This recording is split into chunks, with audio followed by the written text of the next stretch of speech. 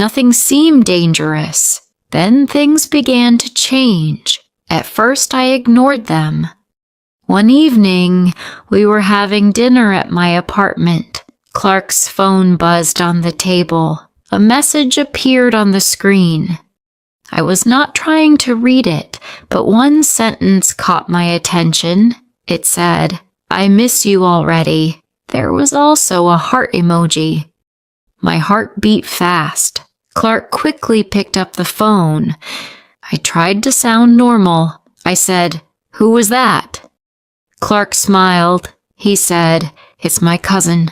I nodded, but something felt strange. Why would a cousin send a message like that? Still, I pushed the thought away. I trusted him. Over the next few months, similar things happened. Clark started taking phone calls outside. Sometimes he disappeared for several hours. Sometimes he canceled plans at last minute.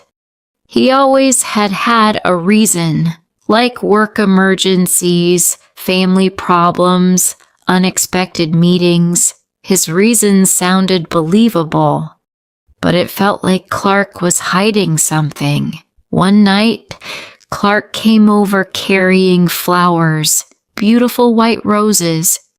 He kissed my forehead. He smiled. He acted like the man I loved. For a moment, I felt guilty. Maybe I was imagining everything. Maybe I was being unfair. Then another message appeared on his phone. This time, I saw it clearly. It said, "Can't wait to see you tomorrow." I froze. Tomorrow? I thought Clark was spending tomorrow with his parents. Later that evening, I finally asked him. I said, "Clark, are you hiding something from me?" Clark looked surprised. He said, "No." I said, "Are you sure?" He said, "Nora, I love you." That was not an answer, but I wanted it to be, so I accepted it. That was my mistake. The truth arrived 2 weeks later. It was a rainy Tuesday. The library was almost empty. Around 4 o'clock, a woman walked inside. She looked nervous. She carried a small child in her arms. At first, I thought she was just another visitor. Then she came to my desk. She said, "Are you Nora?" I said, "Yes." She said, "I need to talk to you." We sat on the sofa. The little boy slept peacefully against her shoulder. The woman looked at me. Then she asked, "How long have you been dating Clark?" My blood turned cold. I said, "Almost 2 years." Her eyes filled with tears. She said, "I was afraid you would say that. I could not breathe." I said, "Who are you?" The woman looked down at the sleeping child. She said, "My name is Mary, and this is Clark's son." My heart stopped. I stared at her, then at the child, then back at her. I shook my head. I said, "No, that's impossible." Mary reached into her purse and took out several photographs. My hands shook as I looked at them.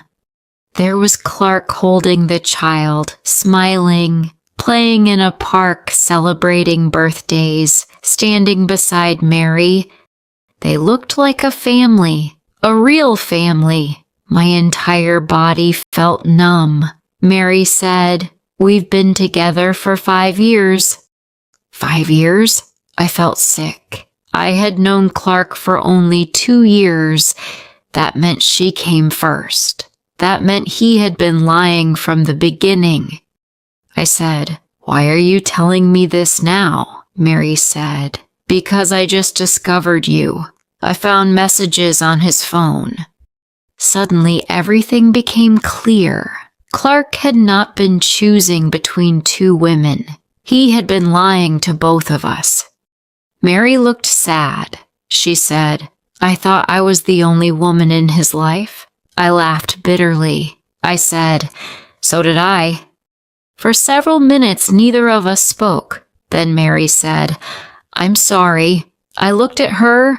I said, "Why are you apologizing?" Mary said, "Because you're suffering because of him." I felt tears in my eyes. I realized something important.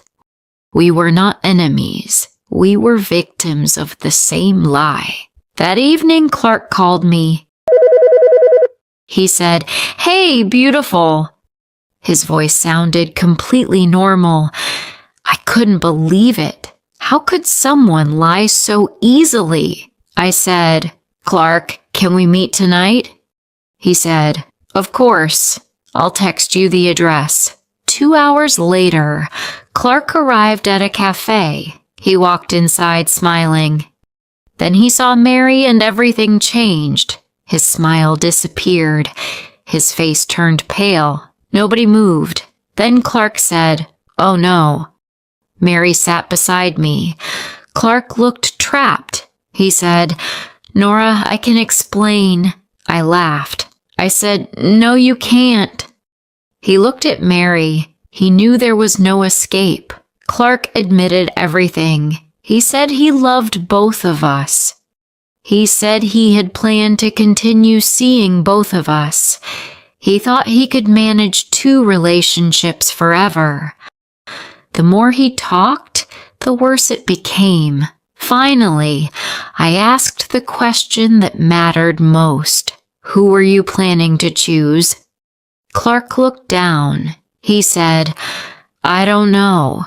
My heart broke. Not because he loved someone else, but because he never planned to choose.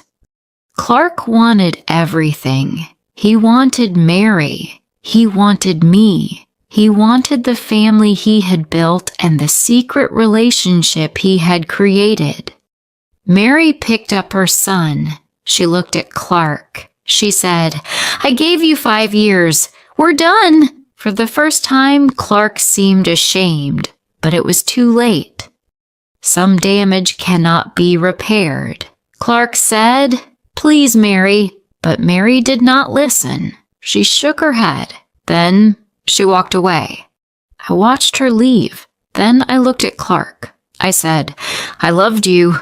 Now I don't know who you are." I stood up. Clark reached for my hand. He said, "Nora, please." I shook my head.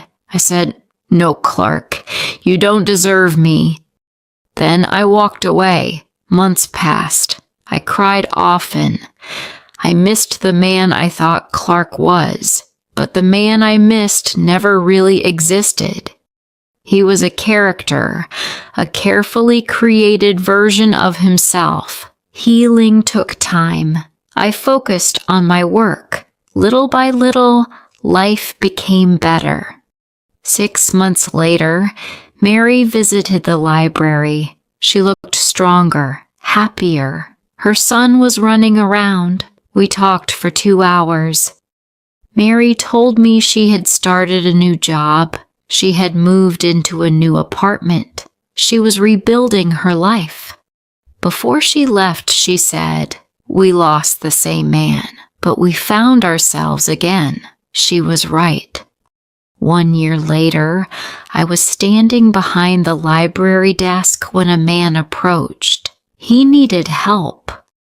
For a moment, I remembered Clark, but this wasn't Clark. This was someone new, and for the first time, I wasn't afraid.